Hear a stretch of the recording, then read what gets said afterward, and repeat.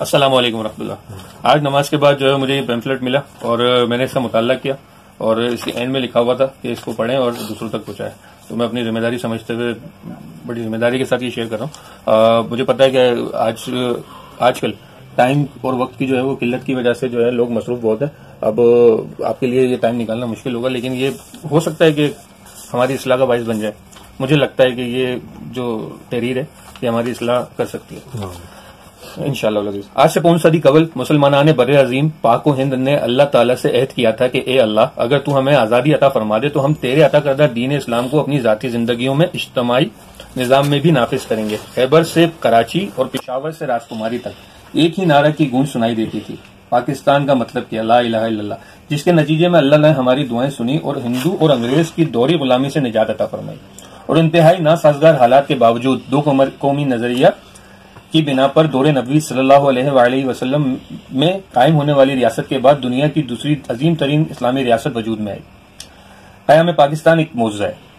اس اعتبار سے بجا طور پر یہ کہا جا سکتا ہے کہ پاکستان کا بن جانا دور حاضر کا ایک بہت بڑا معجزہ تھا، کیونکہ کسی ریاست کے قیام کے جتنے بھی ممکنات دنیاوی اسباب ہو سکتے ہیں، ان میں سے کوئی بھی ایک بھی سبب جو ہے وہ پاکستان کی پشت پر موجود نہیں تھا. قدرتی طور پر معجزہ ہوا تھا. ملکوں اور قوموں کی بقا کے لیے بنیادیں، اب بنیادوں کی تحریر علیحدہ علیحدہ ہے. ملکوں اور قوموں کی بنیادوں کی تحریر کی بقا کے لیے جو چیزیں بنیادی طور پر ہو سکتی ہیں ان کی یہ درج ذیل ہیں. تاریخی تقدس. تاریخی تقدس کسی ملک کے نام کو حاصل ہو جائے تو اس ملک کے عوام اس تقدس کے نام پر متحد ہو جاتے ہیں اور اس کا نام نہیں بدلا جاتا. جیسے چین کا بہت بڑا رقبہ جاپان کے زیر تسلط رہا، لیکن چین رہا، جاپان، جبکہ یہ تقدس ہمیں حاصل نہیں، کیونکہ 5 صدی قبل پاکستان کے نام سے دنیا میں کوئی اور ملک موجود ہی نہیں تھا. اور دوسرا، جغرافیائی عامل. کسی ملک کی بقا کے لیے دوسری اہم بنیاد جغرافیائی سرحدوں کی قدرتی تقسیم ہے. بعض ممالک بڑے دریاؤں اور پہاڑوں کی صورت میں قدرتی سرحدوں کے حامل ہوتے ہیں جو انہیں تحفظ فراہم کرتے ہیں، لیکن نہ تاریخ ہماری پشت پر ہے نہ جغرافیہ، یعنی کہ ہم بیچ میں ہیں اور چاروں طرف دشمن ہیں. اچھا، قومی جذبہ ہے تیسری جو بنیاد ہے. تیسری جو ہے وہ قومی جذبہ ہے. تیسری چیز جو کسی ملک کی بقا کے لیے بنیادی ہو سکتی ہے وہ ہے قومی عصبیت اور قومی جذبہ. واقعہ یہ ہے کہ اگر کوئی مضبوط پرستانہ جذبہ بیدار ہو جائے تو وہ تاریخ سے بھی لڑ جاتا ہے اور جغرافیہ کو بھی شکست دے دیتا ہے. قومیت کے لیے جو چیز بنیادی بن سکتی ہے وہ نسل بھی ہو سکتی ہے، زبان بھی ہو سکتی ہے اور وطن بھی ہو سکتا ہے. نسلی قومیت کا جذبہ آج بھی بڑا مؤثر جذبہ ہے. جرمن قوم کہتی ہے جس طرح ہم ایک اعلیٰ نسل ہیں، اس طرح یہودی کہتے ہیں کہ ہم اللہ کے بڑے چہیتے اور لاڈلے ہیں. اور در حقیقت اسرائیلی اس نسل کی بنیاد پر بننے والے ملک اسرائیل جو ہے وہ اس نسل کی بنیاد پر بننے والا ملک ہے، نہ کہ مذہب کی بنیاد پر، کیونکہ مذہبی یہودی جو تھے وہ اس کی قوم کی پشت پہ نہیں تھے ملک بنتے وقت. اس کے برعکس اہل پاکستان کے پاس ان میں سے کوئی بھی ایک مشترک عصبیت یا قومیت موجود نہیں، بلکہ پاکستان تو نسلوں، زبانوں اور علاقائی لحاظ سے ایک ملغوبہ ہے، کیونکہ ہم نے وطنی اور علاقائی قومیت کی کامل نفی کی بنیاد پر ہی تو یہ ملک حاصل کیا تھا. نعرہ تھا پاکستان کا مطلب کیا، لا الہ الا اللہ، اور اسی بنیاد پر ہی تو ملک پاکستان مغروض وجود میں آیا تھا، جس کا مقصد تھا کہ دین اسلام پر انفرادی اور اجتماعی زندگی میں عمل کرنے کے لیے اللہ تعالیٰ کی زمین پر اس کی عطا کردہ عادلانہ نظام کو نافذ کیا جائے گا. اللہ سے کیا ہوا نفاذ اسلام کا عہد نہ نبھانے کی سزا. قیام پاکستان کے بعد نظام عدل اسلام کے عہد کو نبھانے کے بجائے ہم نے طاغوت کی غلامی شروع کر دی، جس کا نتیجہ عذاب کی صورت میں آیا. ہم پر پہلا عذاب جو ہے، عذاب کا پہلا کوڑا 1971 میں برسا اور مشرقی پاکستان ہم سے علیحدہ ہو گیا. کم و بیش 93,000 پاکستانی ہندوستان کی قید میں گئے. مذہبی، علاقائی، لسانی اور سیاسی سطح پر ہم آپس میں دست و گریبان ہیں. عزت اور غیرت اور اخلاقیات کا جنازہ نکل چکا ہے. معیشت کی تنگی اور ملک کی سالمیت کو لاحق خطرات بڑھتے چلے جا رہے ہیں. IMF سے معاہدوں کی مسلسل بھیک مانگنا ہم نے اپنا مقدر سمجھ لیا. ایک طرف عوام بھوک اور مہنگائی سے بلک رہے ہیں، جرائم میں بے تحاشا اضافہ ہوتا جا رہا ہے، جبکہ دوسری طرف اشرافیہ کے جانور تک ایئر کنڈیشن ماحول میں کھاتے پیتے اور معالجے کی سہولیت حاصل کرتے ہیں.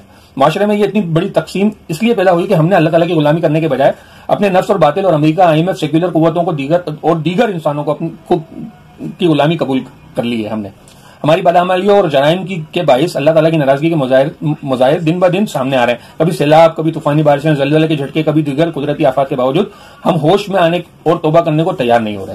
انفرادی اجتماعی توبہ وقت کی اہم ترین ضرورت ہے. بحیثیت امت مسلمہ ہمارا سب سے پہلا فرض اور ضرورت یہ ہے کہ ہم دوبارہ اللہ تعالیٰ کے ساتھ تجدید عہد کریں اور اپنی غلطیوں کی معافی مانگیں، انفرادی اجتماعی سطح پر توبہ قبول کریں تاکہ ہم تمام تر غلامیوں سے آزاد ہو کر ایک اللہ سبحانہ تعالیٰ کی غلامی اختیار کر سکیں. بقول اقبال، یہ ایک سجدہ جسے تو گرا سمجھتا ہے، یہ ایک سجدہ جسے تو گرا سمجھتا ہے 1000 سجدے سے دیتا ہے آدمی کو نجات۔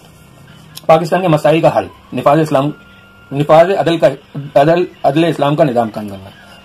پاکستان کے مسائل کا اصل حل اسلام اور نفاذ اسلام کے ساتھ وابستہ ہے۔ یہی اسلامی دینی جذبہ پاکستان کو وجود میں لایا ہے اور یہی اس کی بقا کا واحد بنیاد ہے۔ پاکستان کو اندرون و بیرونی خطرات سے محفوظ اور مستحکم کرنے کے لیے قرآن و سنت کی بالادستی لازم ہے، جس کا اقرار اور اظہار ہم نے ریاستی سطح پر 1973 کے آئین میں کیا تھا۔ انسانی استحصال پر مبنی سودی نظام معیشت کو جڑ سے اکھاڑ پھینکنے سے نہ صرف اللہ تعالیٰ سے جاری جنگ کا خاتمہ ہوگا بلکہ ملک بھی خوشحالی اور ترقی کی طرف گامزن ہوگا انشاءاللہ۔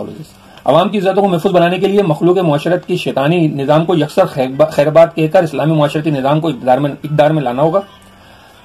آج یہ دینی جذبہ پہلے سے کہیں زیادہ بڑھ کر درکار ہے، تبدیلی کا جذبہ۔ ہمیں انفرادی اور اجتماعی سطح پر عملی طور پر اسلام پر آنا ہوگا اور اپنانا ہوگا، اور اگر یہ عملی اسلامی جذبہ جلد از جلد بھرپور انداز میں بروئے کار نہ آیا تو باقی تمام چیزوں کی اصلاح کے باوجود بھی پاکستان یا تو خدا نخواستہ اپنی سالمیت کھو بیٹھے گا، یا اگر باقی رہا تو کسی دوسری بڑی طاقت کا طفیلی یا زیر دست ہوگا۔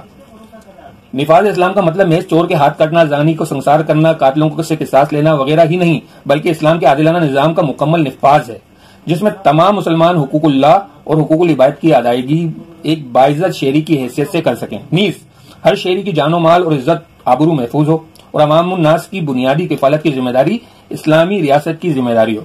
حقیقت یہ ہے کہ نفاذ اسلام کا اصل حاصل پاکیزہ، فلاحی اور عادلانہ نظام کا قیام ہے، جس کے لیے رسول انقلاب محمد رسول اللہ صلی اللہ علیہ وسلم نے کے انقلاب سے رہنمائی لیتے ہوئے رائج الوقت ظالمانہ نظام کو تبدیلی کرنے کے لیے پرامن منظم انقلابی تحریک برپا کرنے کی اشد ضرورت ہے۔ آئیے بقائے پاکستان اور نفاذ عدل اسلام کی اجتماعی جد و جہد میں شریک ہو کر اس عظیم فریضے کی ادائیگی کے لیے اپنا کردار ادا کریں، اور اللہ تعالیٰ سے دعا کریں کہ مسلمانان پاکستان کو اپنا بھولا ہوا سبق اور عہد یاد آ جائے اور ہماری جد و جہد کو کامیاب بنائے، تاکہ پاکستان کو بقا اور دوام حاصل ہو اور پاکستان کی عوام دنیا میں امن اور آخرت کی اصل کامیابی پا سکیں۔ برائے کرم مدد کیجیے، نیچے مت پھینکیے، خود پڑھیں اور دوسروں تک پہنچائیں۔ میں نے اس رسالے کو پڑھا اور اپنی ذمہ داری سے جو ہے وہ شیئر کر رہا ہوں۔ میں جاؤں نہ جاؤں یہ آواز جائے، اللہ کرے کیا پتا ہماری جو اصلاح کا باعث بن جائے یہ آواز۔ السلام علیکم ورحمۃ اللہ۔ جو بنیاد ہے بانی تنظیم ہے ڈاکٹر اسرار احمد ہے، اور تنظیم اسلامی کا یہ پمفلیٹ ہے جو میرے پاس آیا ہے پوسٹر کا، اور میں نے بیانیے کی صورت یہ جاری کرا ہے۔ اللہ کرے کہ ہم سب تھوڑا حقیقی طور پہ سوچیں سمجھیں حقیقت کیا ہے۔ جزاک اللہ، والسلام، السلام علیکم۔